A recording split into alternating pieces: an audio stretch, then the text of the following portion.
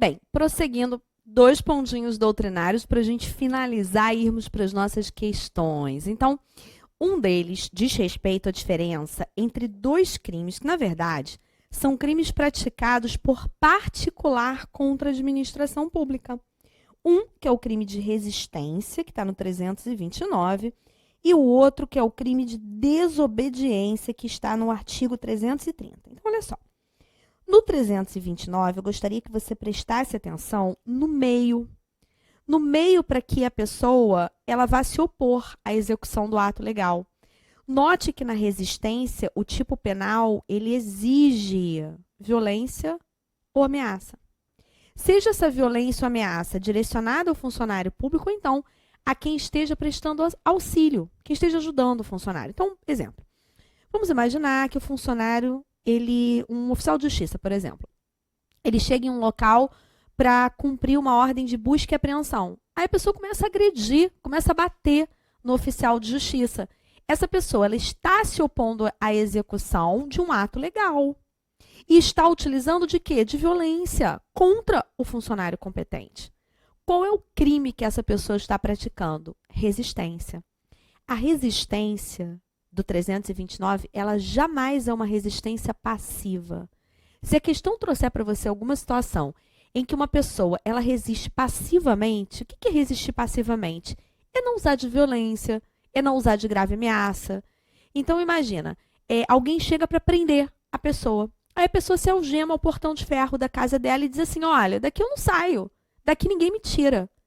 Pode ser crime de resistência? Não, porque não teve violência, não teve ameaça.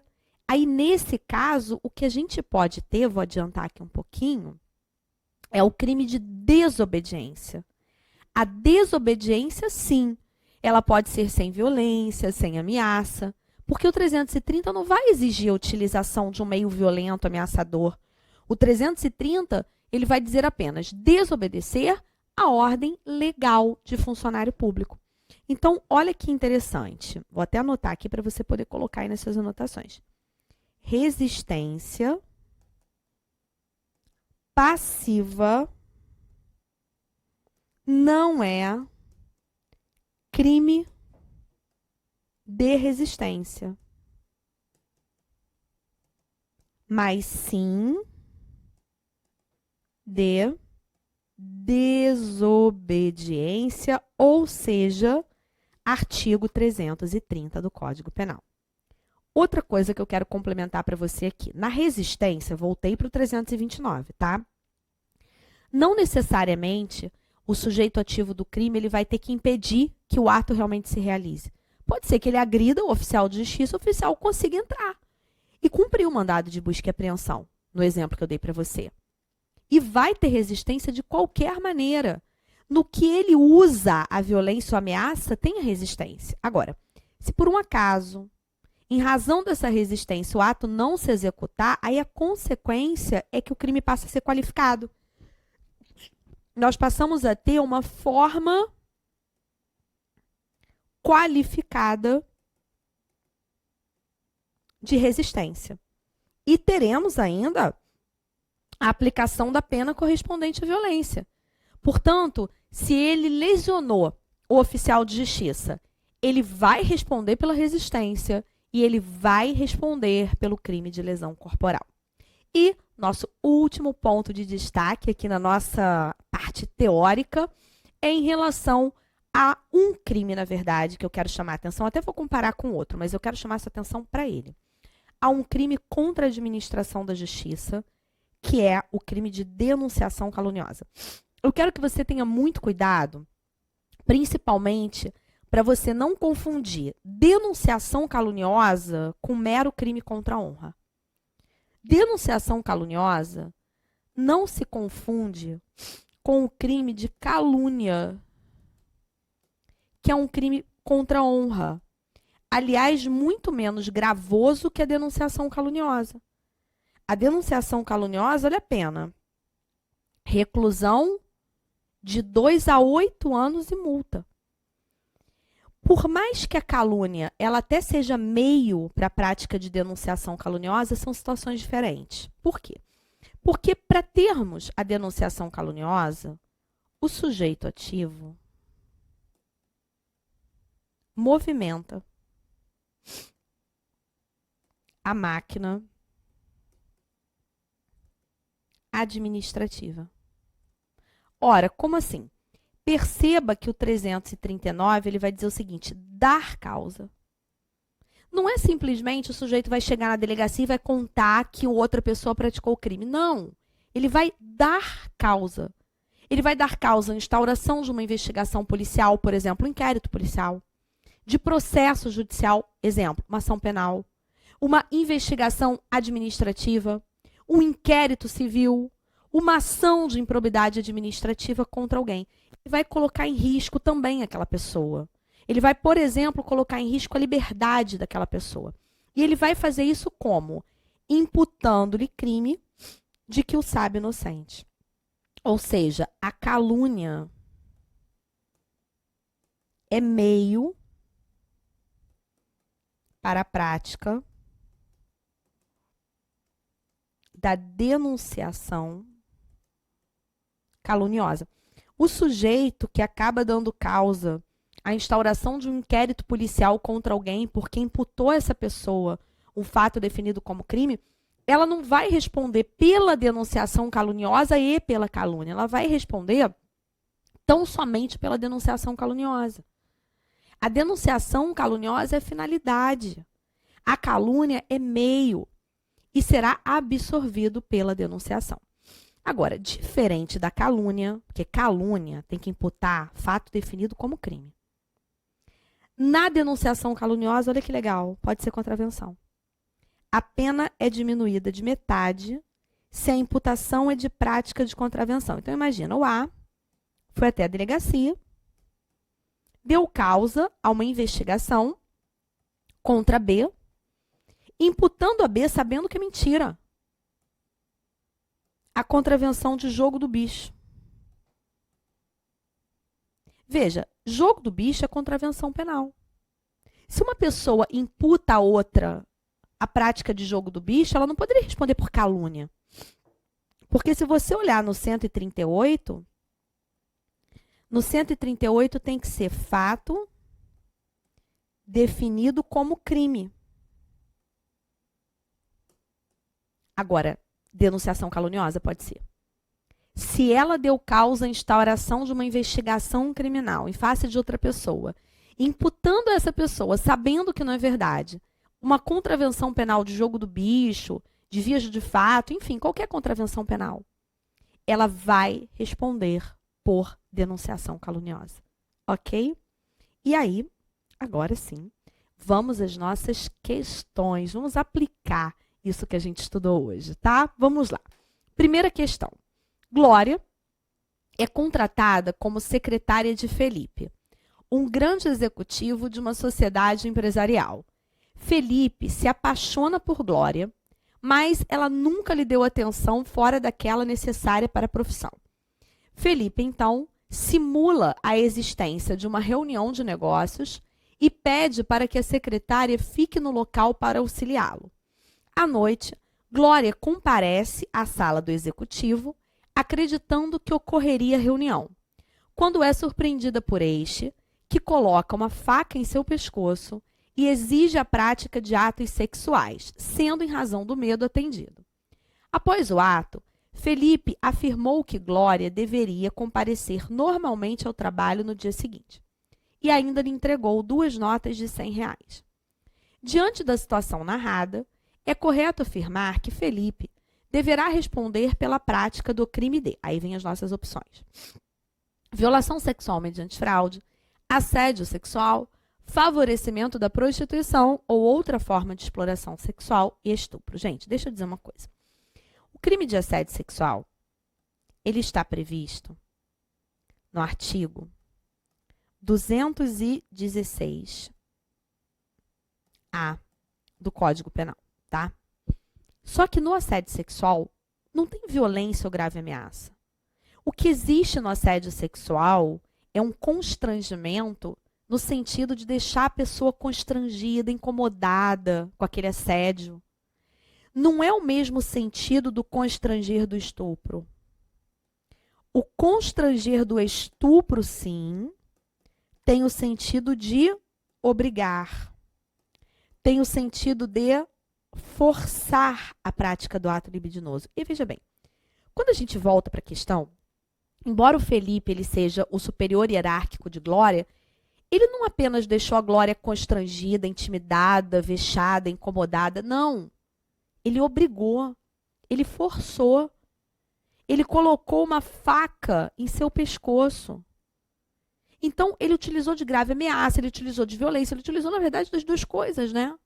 Para conseguir a prática do ato libidinoso.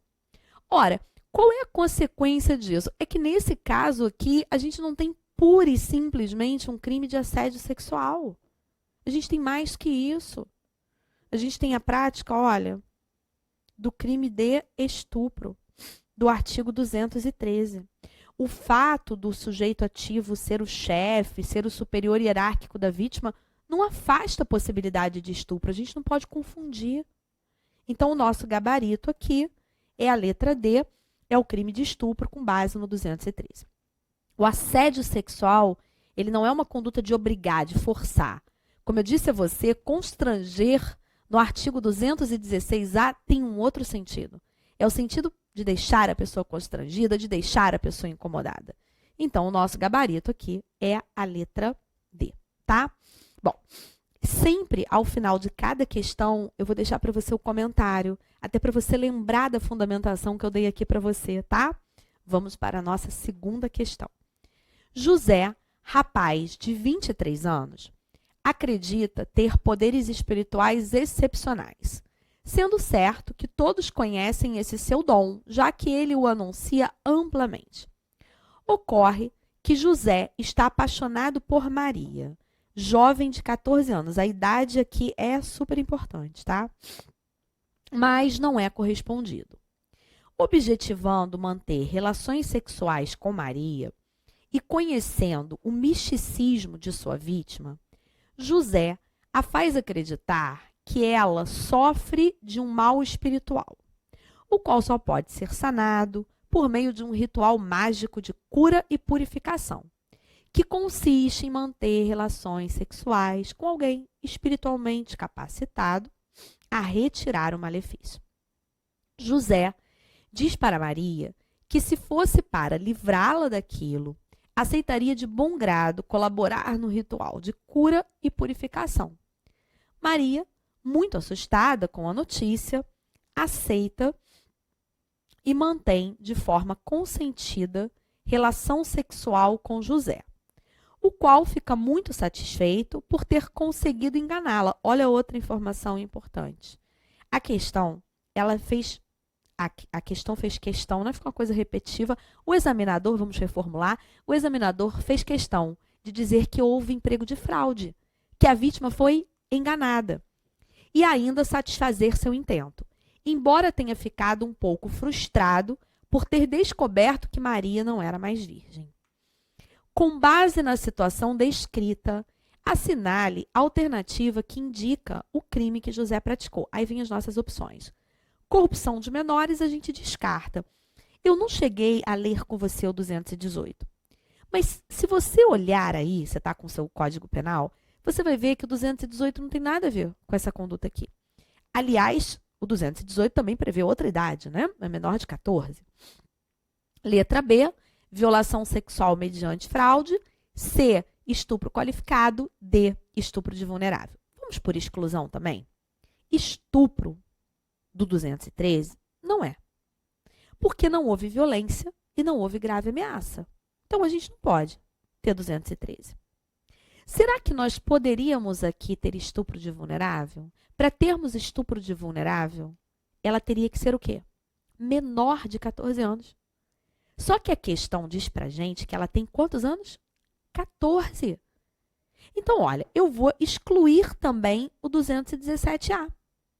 E o examinador fez questão de me dizer que ela foi enganada, de dizer que houve emprego de fraude. Logo, qual é o crime, gente? Letra B. Artigo 215, violação sexual mediante fraude. Tranquilo? Nosso gabarito é a letra B. Tem tudo a ver com aquela diferença que nós vimos. Lógico que se a questão dissesse aqui, por exemplo, que ela tem 13 anos, isso mudaria tudo. Aí o nosso gabarito seria outro. Aí sim, nós teríamos o crime de estupro de vulnerável, tá? Vamos prosseguir? Vamos para a nossa questão 3. Vamos lá.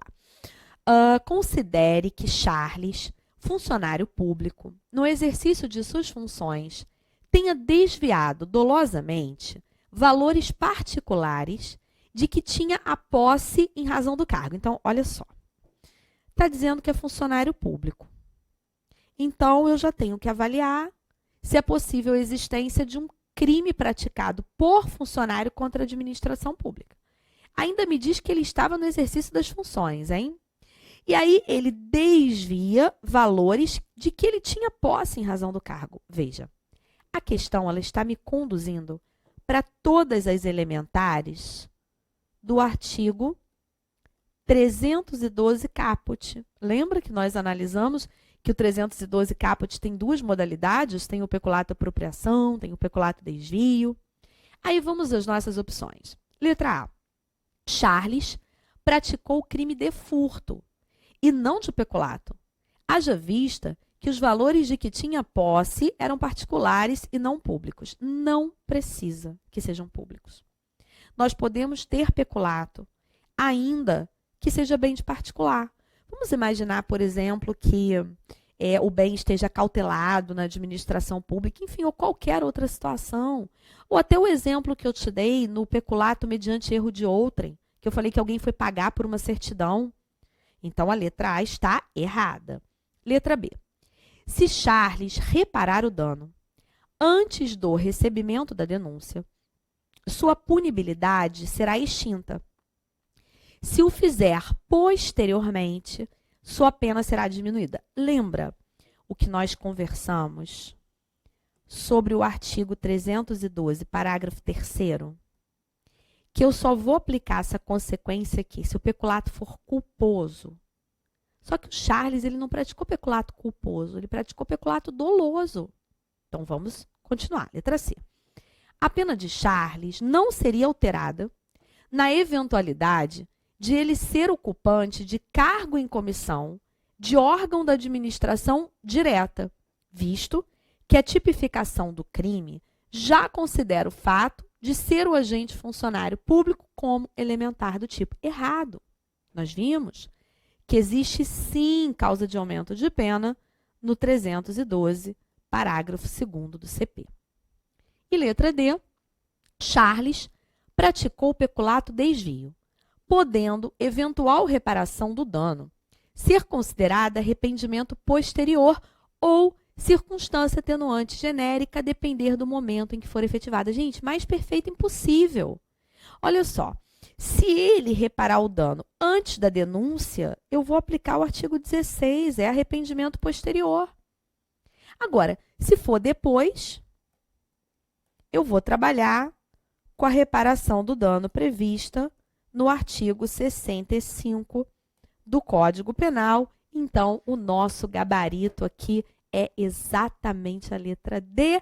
E vamos à nossa próxima questão. Você vai ver que nos comentários eu coloquei para você o artigo 16, coloquei o artigo 65 para você ler com calma, tá? Questão 4. Catarina leva seu veículo para uma determinada entidade autárquica com o objetivo de realizar a fiscalização anual. Carlos, funcionário público que exerce suas funções no local, apesar de não encontrar irregularidades no veículo, verificando a inexperiência de Catarina, que tem apenas 19 anos de idade, exige R$5.000 para liberar o automóvel sem pendências. Catarina, de imediato, recusa-se a entregar o valor devido e informa o ocorrido ao superior hierárquico de Carlos, que aciona a polícia. Realizada a prisão em flagrante de Carlos, a família é comunicada sobre o fato e procura um advogado para que ele preste esclarecimentos sobre a responsabilidade penal de Carlos. Diante da situação narrada, o advogado da família de Carlos deverá esclarecer que a conduta praticada por Carlos configura, em tese, crime D. Bem, primeira coisa que a gente tem que analisar é o seguinte. Nós vimos que a diferença entre corrupção passiva e concussão é o verbo. O examinador aqui, ele deixou muito claro o verbo que foi praticado pelo Carlos. O verbo foi exigir. Carlos não solicitou, Carlos exigiu. Então, é concussão. E aí, vamos lá. É concussão consumada ou é concussão tentada? Lembra que eu falei para você que o crime de concussão, assim como a corrupção passiva, eles são crimes formais. Eles vão estar consumados quando o funcionário pratica o verbo núcleo do tipo. Então, se ele exigiu, não importa se ele recebeu ou não, o crime já se consumou. O gabarito, portanto, é a letra B. Concussão consumada, de acordo com o artigo 316. A consumação na concussão, ela ocorre com a exigência. Mesmo que o funcionário não receba vantagem, não importa. Gabarito, portanto, né? Letra B. Aqui os comentários que eu coloquei para você. Você já sabe, eu tenho colocado ao longo de todas as questões das nossas aulas. E vamos à nossa questão 5. Alberto, policial civil, passando por dificuldades financeiras, resolve se valer de sua função para ampliar seus vencimentos. Para tanto, durante o registro de uma ocorrência, na delegacia onde está lotado, solicita à noticiante R$ 2.000 para realizar as investigações necessárias à elucidação do fato. Indignada com a proposta, a noticiante resolve gravar a conversa. Dizendo que iria pensar se aceitaria pagar o valor solicitado, a noticiante deixa o local e procura a Corregedoria de Polícia Civil, narrando a conduta do policial e apresentando a gravação para comprovação. Acerca da conduta de Alberto, é correto afirmar que configura crime D. Gente, vou voltar aqui, olha só. Primeira coisa, quando a questão diz pra gente que ele é policial civil, em outras palavras, a questão está dizendo que o Alberto é funcionário público, tá? Segunda coisa, a questão deixa claro o verbo núcleo do tipo. Ele solicitou. E olha, se ele solicitou um dinheiro para realizar a investigação, ele é policial civil, ora, ele solicitou o quê? Uma vantagem indevida. Ou seja, você olha para o artigo 317 do Código Penal, que prevê o crime de corrupção passiva, e percebe que a questão, ela traz dados, ela traz informações que se adequam perfeitamente ao artigo 317. Cris, mas você não deu o exemplo daquele delegado que foi cobrar se valendo da função? É totalmente diferente. Lá naquele exemplo, eu disse que o delegado, ele se valendo da função dele, ele foi cobrar uma dívida pessoal. Ele não foi, portanto, solicitar ou exigir uma vantagem indevida. Por isso que naquele exemplo que eu te dei, o crime foi de abuso de autoridade. Aqui não. Aqui, quando o policial civil ele cobra um valor para investigar, ele está solicitando uma vantagem indevida. E o funcionário que solicita vantagem indevida pratica qual crime? O crime de corrupção passiva, artigo 317. Então, vamos lá. Acerca da conduta de Alberto, é correto afirmar que configura crime D. Aí vem as nossas opções, né? Veja, a letra B fala em corrupção passiva e a letra D fala em corrupção passiva. Só que assim como a concussão, o 317 também é um crime formal. E se é um crime formal, vai se consumar quando? Vai se consumar com a mera solicitação. Solicitou, já está consumado. Não recebeu, a pessoa foi até a corregedoria, não importa. O crime de corrupção está consumado. O nosso gabarito é a letra D e o nosso fundamento é justamente porque o crime do artigo 317 é formal, ele vai se consumar com a prática do verbo núcleo do tipo. Prosseguindo, questão 6, Coriolano. objetivando proteger seu amigo Romualdo, não obedeceu à requisição do promotor de justiça, no sentido de determinar a instauração de inquérito policial para apurar eventual prática de conduta criminosa por parte de Romualdo. Neste caso, é correto afirmar que Coriolano praticou o crime de... Olha só, a gente olha para o enunciado e percebe que, diferente das questões anteriores, essa aqui não falou nada sobre vantagem. Notou? O que ele quis? Ele quis proteger um amigo.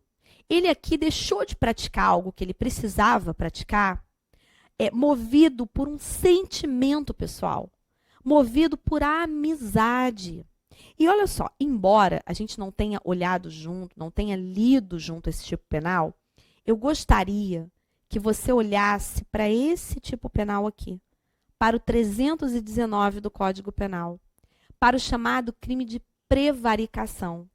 Quando que nós temos prevaricação? Quando o funcionário público ele age, ou então quando ele se omite, quando ele deixa de agir, ou ainda quando ele retarda um ato de ofício movido por sentimento ou interesse pessoal. Quando é um caso, por exemplo, de amizade, ou é um caso de paixão, enfim. É algo que mova a conduta do sujeito por sentimento ou interesse pessoal e não por vantagem. Se ele deixasse de praticar porque ele recebeu um valor por isso, aí a gente poderia cogitar se foi corrupção passiva, se foi concussão, mas aqui não. Aqui, o crime praticado pelo Coriolano foi de prevaricação, artigo 319 do Código Penal, tá? Então, o nosso gabarito é a letra B. E aqui os nossos comentários, como a conduta do Coriolano, ela foi motivada por sentimento pessoal, ela vai caracterizar a especial motivação que você está olhando aí no seu vade-mecum, no artigo 319. Muito cuidado com o crime de prevaricação. Na prevaricação não há vantagem. Então, se, por exemplo, o funcionário público ele deixa de multar ou ele deixa de instaurar uma determinada investigação por amizade, o crime dele será de prevaricação. E agora vamos à nossa última questão. Hugo estava dentro de seu automóvel esperando a namorada quando foi abordado por 2 policiais militares. Os policiais exigiram a saída de Hugo do automóvel e sua identificação, que atendeu à determinação. Após revista pessoal e no carro, e nada de ilegal ter sido encontrado, os agentes da lei afirmaram que Hugo deveria acompanhá-los à delegacia, para que fosse feita uma averiguação, inclusive para ver se havia mandado de prisão contra ele. Após recusa de Hugo, os policiais tentaram algemá-lo, mas ele não aceitou. Considerando apenas as informações expostas, é correto afirmar que a conduta de Hugo configura situação atípica, configura crime de resistência, configura crime de desobediência, configura crime de desacato. Gente, olha só, deixa eu falar uma coisa muito importante. Não existe prisão para averiguação. Olha só, não foi encontrado nada de errado. Não foi encontrado nada de errado com o Hugo, não foi encontrado nada de errado no carro. Não há motivo para Hugo a ter que acompanhar os policiais até a delegacia. Quando ele se recusa, ele não está praticando crime algum. Ele não está sequer sendo desrespeitoso. Ele não pratica desobediência, ele não pratica resistência, ele não pratica desacato. Então, o nosso gabarito é letra A. Configura situação atípica. Ok? Coloquei também os comentários para você. Nós terminamos por aqui, finalizamos nosso conteúdo desse nosso curso intensivo. Eu quero dizer para você que foi um enorme prazer e eu quero te pedir algumas coisas. Olha só, quando eu dei a aula interativa, tinha gente que não tinha baixado o aplicativo. Então, eu vou repetir para você qual é o meu aplicativo. Porque quando eu gravo uma live, quando eu faço alguma transmissão, eu aviso para quem está lá no meu aplicativo, para quem está cadastrado no meu site. Você pode baixar a versão gratuita mesmo. Basta você entrar na Apple Store ou Google Play, dependendo qual é o seu telefone, e digitar o meu nome, Cristiane Dupré, e baixar o aplicativo. Se por um acaso você for fazer a sua segunda fase em direito penal, eu for participar aí da sua preparação, o que vai ser um prazer muito grande, a gente tem um aplicativo também para a segunda fase de Direito Penal, que eu coloquei para você em todas as nossas aulas lá no início. Então, pode baixar também para acompanhar as minhas dicas, as dicas da professora Ana Cristina. Eu quero desejar para você uma prova maravilhosa, que caia o que você estudou mais, que você consiga atingir o seu objetivo, aliás, o nosso objetivo. A sua aprovação é o objetivo de todos nós aqui também. E você pode contar com a gente para isso. Um beijo no seu coração.